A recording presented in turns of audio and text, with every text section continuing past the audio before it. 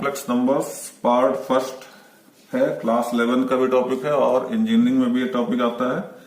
Complex numbers से पहले real numbers के बारे में हमने पढ़ा था। अब यहाँ पे एक और नंबर आएगा इमेजिनरी नंबर।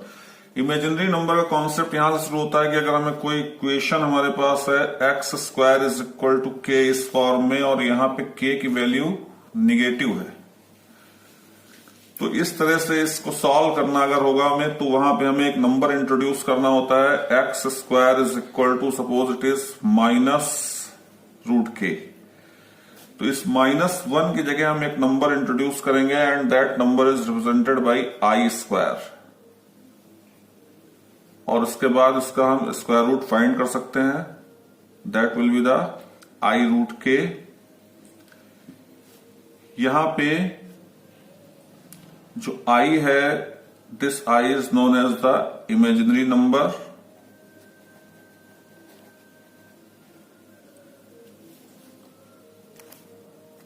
और इस इमेजिनरी नंबर में आई की जो वैल्यू होगी i will be equal to under root -1। तो ये इमेजिनरी नंबर की डेफिनेशन हो गई। रियल नंबर्स के बारे में हमने पहले से पढ़ रखा है। अब इस रियल और इमेजिनरी नंबर को कंबाइन करने से जो नंबर फॉर्म होगा that will be the complex number. तो कॉम्प्लेक्स नंबर को अगर हम डिफाइन करें तो इसकी definition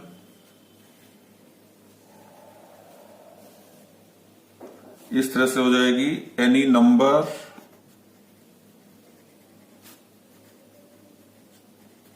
of the form x plus iy, real और इमेजिनरी दो नंबर से मिलकर बनेगा। यहां पे x और y दोनों रियल नंबर्स होंगे, where x and y are both real numbers, they are element of R, and I is equal to root -1 and this number is called a complex number.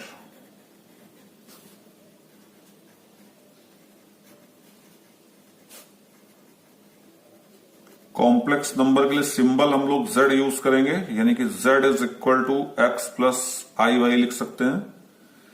अब यहां पे जो x आपका है, this x is known as the real part of complex number. Similarly y is known as the imaginary part of the complex number.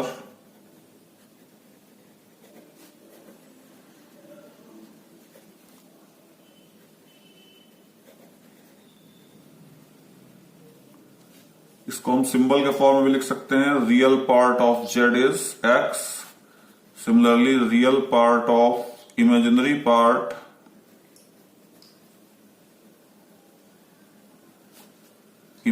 Part of z is equal to y। तो ये हो गया आपका complex number. अब इसमें कुछ number operations हैं कि कब ये नंबर इक्वल होंगे, इनकी कंडीशन सबसे पहले देखते हैं। Two complex numbers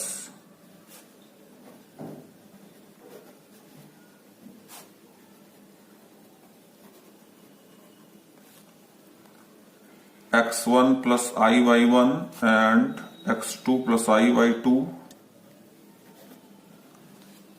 are equal if x1 plus iy1 is equal to x2 plus iy2। दोनों को हमने इक्वल कर दिया। अब ये इक्वल तभी हो पाएंगे जबकि इनके रियल पार्ट्स आपस में इक्वल हो, implies that x1 must be equal to x2 and similarly the imaginary parts must be equal. तो real and imaginary parts must be equal to separately for two complex numbers to be equal. इसके बाद complex number का graphical representation होगा। Graph पे हम इसको कैसे represent कर सकते हैं, ग्राफिकल रिप्रेजेंटेशन जैसे रियल नंबर्स को हम नंबर लाइन पे करते थे, similarly there is the graphical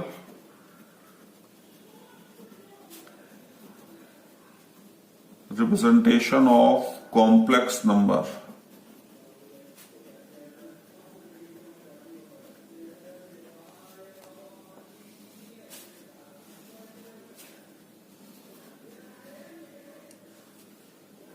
Suppose we have a complex number z is equal to x plus i y. यहां पे जो कॉम्प्लेक्स नंबर है इसको हम ऑर्डर्ड पेयर के फॉर्म में लिख लेंगे। ऑर्डर्ड पेयर मीन्स रियल और इमेजिनरी पार्ट को एक स्मॉल ब्रैकेट में कर देंगे, ये ऑर्डर्ड पेयर हो गया। अब इसको हमें शो करना होगा एक प्लेन में, और प्लेन के लिए हम इस तरह से लेते हैं जैसे कि हम कोऑर्डिनेट ज्योमेट्री में लेते थे, वैसे ही यहां पे we have to take the two axis. इसमें हम दो एक्सिस ले लेंगे which are mutually perpendicular, x axis y axis origin. और ये जो ऑर्डर्ड पेयर है let it is equivalent to any point in the plane, और इसको हम यहां पे रिप्रेजेंट कर देंगे पॉइंट P को, और x और y से कोऑर्डिनेट्स हो जाएंगे। इसको हम यहां से परपेंडिकुलर ड्रॉ कर देते हैं। इट इज अ परपेंडिकुलर, तो ये आपका y पार्ट हो जाएगा, ये x पार्ट हो जाएगा। अब यहां पे जो ये x एक्सिस है it is known as the real axis, क्योंकि ये रियल पार्ट था कॉम्प्लेक्स नंबर का था। x was the real part of complex number, तो ये आपकी एक्सिस रियल एक्सिस के नाम से जानी जाएगी।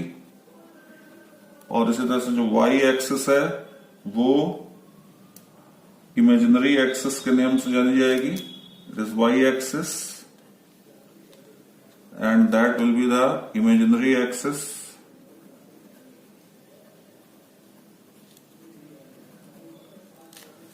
अब अगर हम इस ओरिजिन से इस पॉइंट P को ज्वाइन करेंगे तो that will be the modulus of this complex number.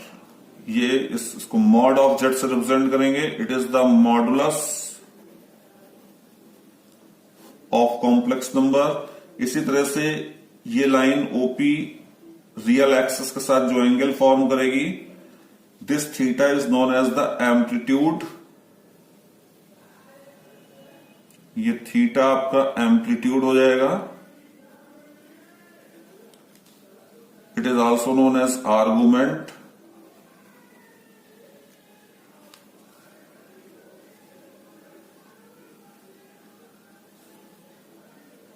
यहां पे जो ये रिप्रेजेंटेशन है हमारा, इसको हम कह सकते हैं it is between C and R cross R। R cross R से हमारा मतलब ये है कि ये जो ऑर्डर्ड पेयर बना है ये दो रियल नंबर से बना है। इधर भी हमने एक रियल नंबर लिया है और ये है imaginary axis, but is also real. I के साथ हो जाएगा तो वही इमेजिनरी हो जाएगी। तो ये दोनों रियल नंबर्स होते हैं, क्योंकि ऊपर हमने बताया था that x and y both are the real numbers. तो ये रियल नंबर्स हो गए, और इनका जब हमने क्रॉस किया यानी कार्टेशियन प्रोडक्ट किया तो we will get a complex number. It means ये जो पॉइंट P है it is the position of the complex number x plus i y. तो ये इस तरह से जो डायग्राम फॉर्म होता है, this diagram is called the Argand diagram. This diagram is called Argand diagram. और ये जो प्लेन हमारा है, this plane is called complex plane, means x y plane जो है, this plane is called complex plane. अब यहां पे जो एक्स एक्सिस थी वो आपकी रियल एक्सिस रहेगी, y axis will be the imaginary axis. अब आते हैं जो ये लेंथ ओपी हमारी थी, अगर हम इस लेंथ को मेजर करेंगे तो that will be known as the modulus. और डायग्राम से अगर हम देखें पाइथागोरस थ्योरम से, it will be equal to root x square plus y square. तो modulus is represented by mod of z, तो that will be equal to under root x square plus y square. एक formula आपका ये भी हो गया। और इसी तरह से अगर हमें कैलकुलेट करना है इसका एम्पलीट्यूड, तो जो एंगल XOP है आपका, angle XOP, it is known as the amplitude or argument। तो तो ये आपका tan थीटा हो जाएगा। tan theta is equal to, इसी ट्रायंगल में tan थीटा का फॉर्मूला लगा दें, परपेंडिकुलर अपॉन बेस, यहां से हम थीटा कैलकुलेट कर लेंगे। Theta will be equal to tan inverse y upon x। It is the formula for argument. तो इस पे भी क्वेश्चन आता है एम्पलीट्यूड और आर्गुमेंट का। और एक चीज इसमें ये भी ध्यान रखनी है हमें, दैट अगर कोई नंबर इस फॉर्म में है 0 प्लस आई 0 के फॉर्म में, amplitude of 0 plus I into 0, तो that amplitude is not defined, क्योंकि इस केस में जो वैल्यू होगी आपकी tan इनवर्स 0 अपॉन 0 आ जाएगी, which is known as the indeterminate form. फिर इसके बाद में हम आते हैं polar form of complex number. अगर हमें कॉम्प्लेक्स नंबर को पोलर फॉर्म में रिप्रेजेंट करना है,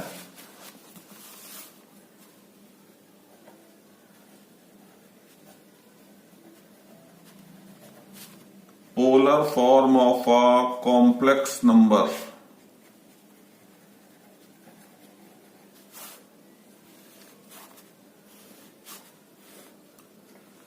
पोलर फॉर्म को रिप्रेजेंट करने से पहले पोलर कोऑर्डिनेट के बारे में जानना जरूरी है। Polar coordinate is simply represented as r and theta.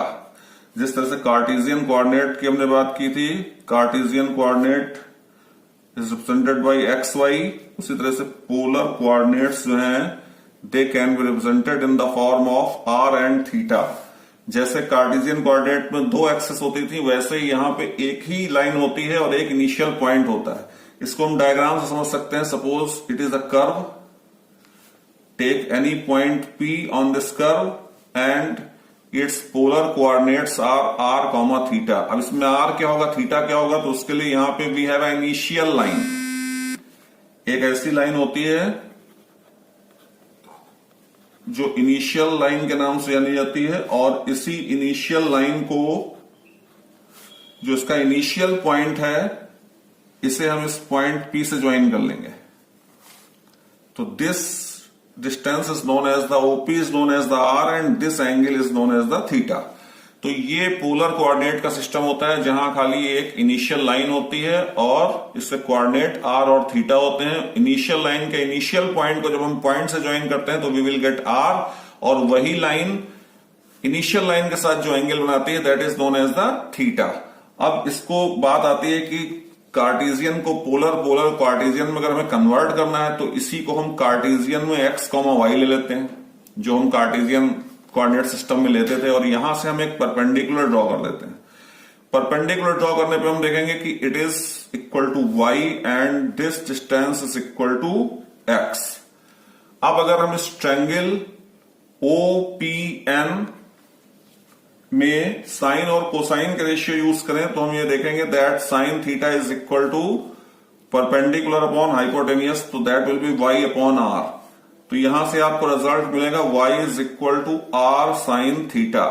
और इसी तरह से अगर इसी ट्रायंगल में हम cos थीटा का फॉर्मूला अप्लाई करते हैं, तो cos theta is equal to x upon r, so x will be equal to r cos theta. तो it means x is equal to r cos theta and y is equal to r sin theta. These are the transformation equations. ये वो transformation equations हैं जिसकी help से हम Cartesian coordinates को polar coordinates में change कर सकते हैं और पोलर कोऑर्डिनेट्स को कार्टेशियन कोऑर्डिनेट्स में भी चेंज कर सकते हैं। तो ये x y इसके इक्वल आ गया। अब हम देखते हैं जो हमारा कॉम्प्लेक्स नंबर था, that was z is equal to x plus i y के फॉर्म में था।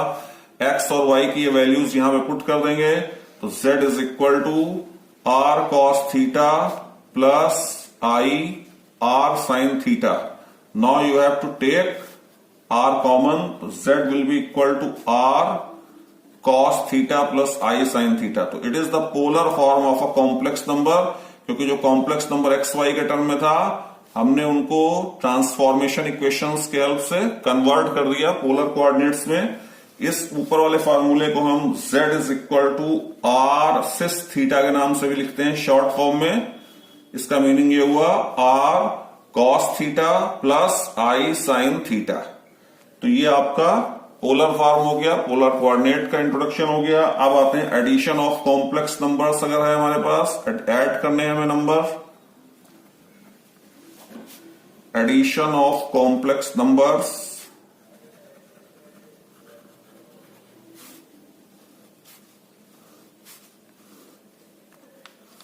एडिशन ऑफ कॉम्प्लेक्स नंबर्स में suppose you have two complex number z1 is equal to a plus ib, similarly z2 is equal to c plus id. Now you have to add these two complex numbers. So for that we have to add real part. Real part में real part add कर देंगे और imaginary part में imaginary part को add कर देंगे. It means that addition of two complex numbers is commutative, means add करने पे हमें एक कॉम्प्लेक्स नंबर ही मिलता है. अब इसी तरह से अगर हम मल्टीप्लिकेशन ऑफ कॉम्प्लेक्स नंबर्स की बात करें कि कॉम्प्लेक्स नंबर को मल्टीप्लाई कैसे करेंगे, मल्टीप्लिकेशन ऑफ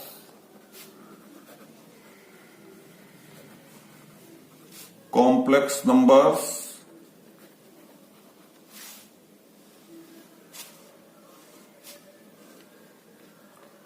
इसमें भी हमें दो कॉम्प्लेक्स नंबर्स ले लेने हैं. Let z1 is equal to a plus ib, similarly z2 is equal to c plus id, और इनका हमें मल्टीप्लाई करना है. z1 into z2 is equal to a plus ib c plus id.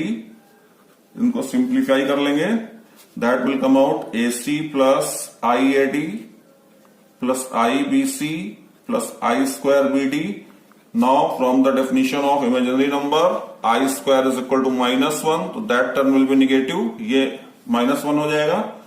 तो AC minus BD को हम एक पास रख लेंगे and taking I common AD plus BC.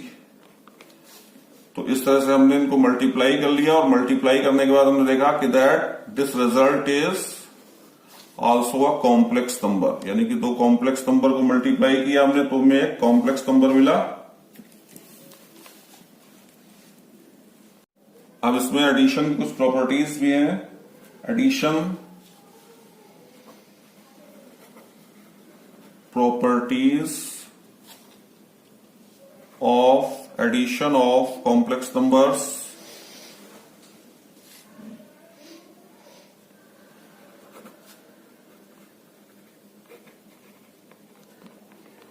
इसमें पहली प्रॉपर्टी आपकी है that complex addition of complex number is commutative. commutative means दो कॉम्प्लेक्स नंबर को ऐड करेंगे, ऐसे ऊपर प्रॉपर्टी थी, एक कॉम्प्लेक्स नंबर ही मिलेगा. तो एडिशन ऑफ, बस प्रॉपर्टीज को याद रखना है, addition of complex numbers is commutative.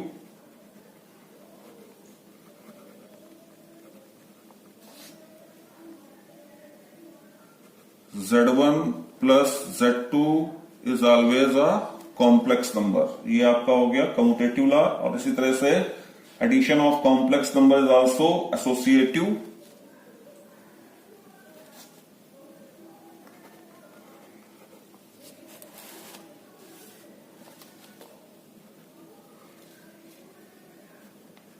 Addition of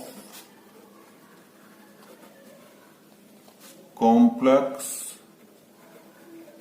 numbers is associative. Commutative और एसोसिएटिव का सिस्टम वही रहता है जो हमने नंबर सिस्टम में पढ़ा था, यानी कि थ्री कॉम्प्लेक्स नंबर्स हम ले लें तो Z1 plus Z2 plus Z3 will be equal to Z1 plus Z2 plus Z3.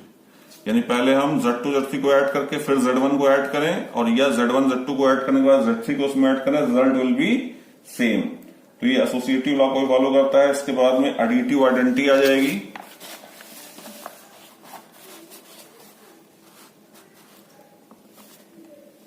Number third,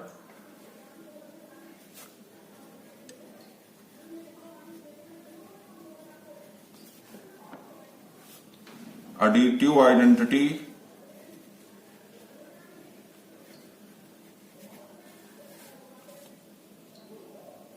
additive identity आपकी क्या है, जिस तरह से नंबर सिस्टम में होता था, किसी भी नंबर में हम आइडेंटिटी को ऐड करते थे तो वही नंबर आता था. इसी तरह से कॉम्प्लेक्स नंबर में जो है 0 प्लस 0i हम अगर लिखेंगे, it is known as the additive identity. 0 plus 0i is the additive identity, और इसको हम 0 से ही रिप्रेजेंट करेंगे। यानी कि किसी कॉम्प्लेक्स नंबर में अगर हम इस एडिटिव आइडेंटिटी को ऐड करेंगे तो same result will come out. z plus 0 कर लेते हैं, तो ये आपका एडिटिव आइडेंटिटी हो गया। अब इसी तरह से एडिटिव इनवर्स,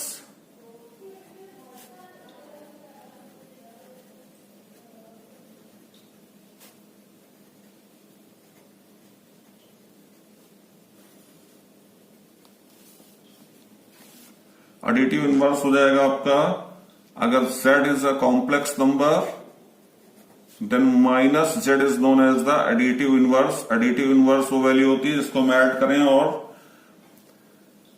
रिजल्ट 0 आ जाए। तो ये आपका हो जाएगा z प्लस माइनस z। अगर हम इनको सॉल्व करें तो रिजल्ट विल कम आउट 0। तो here minus z is the additive inverse of z। Minus z is additive inverse of z। फिर इसके बाद में मल्टीप्लीकेशन को अगर हम देखें तो मल्टीप्लीकेशन में भी multiplication of complex numbers commutative,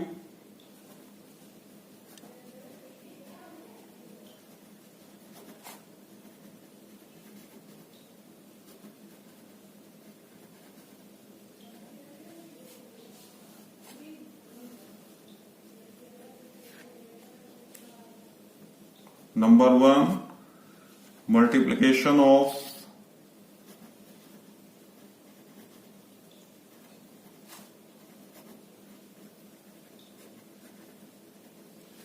complex number is commutative,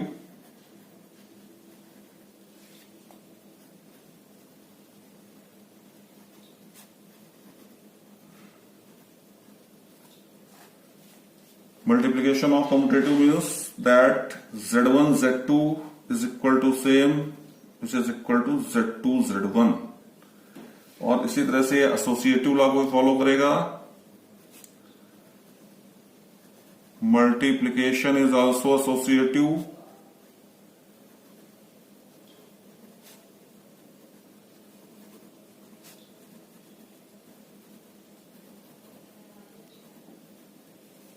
means z1 into z2 into z3 is equal to z1 into z2 into z3।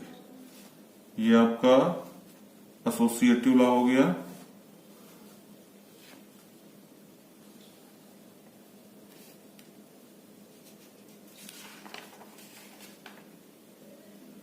फिर इसके बाद में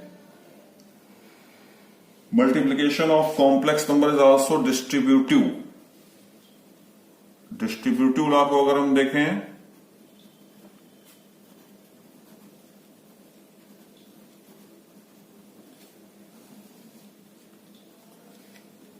z1 into z2 plus z3, it is the distribution over addition, क्योंकि addition का sign है तो that will be equal to z1 into z2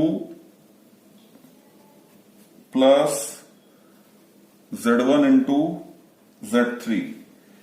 distribution में भी दो तरह से रूल होते हैं। अगर हम इधर लेफ्ट साइड से डिस्ट्रीब्यूट कर रहे हैं इसको तो that will be the left hand distributive law. अगर इसको हम उस साइड से मल्टीप्लाई करते हैं, सपोज z1 प्लस z2 यहां होता इंटू z3 होता, तो result will come out z1 into z3 plus z2 into z3। It is known as the right hand distributive law. तो डिस्ट्रीब्यूटिव लॉ भी दो तरह से वर्क करता है, लेफ्ट हैंड से और राइट हैंड से। और फिर आते हैं मल्टीप्लिकेटिव आइडेंटिटी।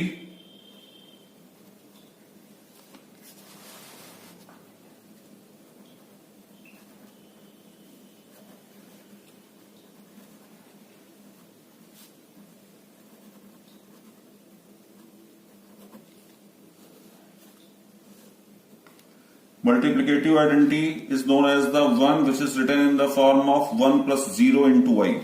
यानी किसी कॉम्प्लेक्स नंबर में अगर हम इससे मल्टीप्लाई करते हैं तो result will come out the same complex number, वही कॉम्प्लेक्स नंबर अगर आ जाता है इट मीन्स 1 + 0i is known as the multiplicative identity. और एक लास्ट बचता है आपका multiplicative inverse.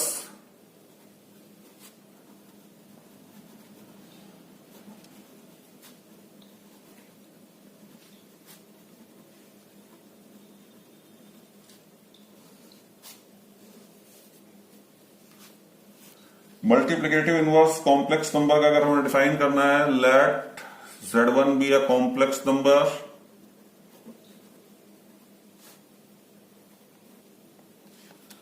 then a complex number Z2 is called a multiplicative inverse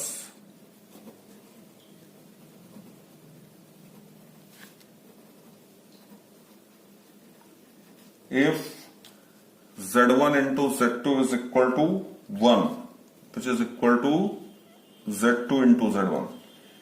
और इसी को हम Z1 इनवर्स के नाम से भी जानते हैं, यानी कि Z1 इनवर्स अगर हमें लिखना है तो Z1 inverse will be equal to 1/Z1। तो ये आपका मल्टीप्लिकेटिव इनवर्स हो गया, इसकी डेफिनेशन हो गई। अभी इसमें कुछ और भी प्रॉपर्टीज हैं, कुछ एडिशनल प्रॉपर्टीज हैं, वो आपको सेकंड वीडियो में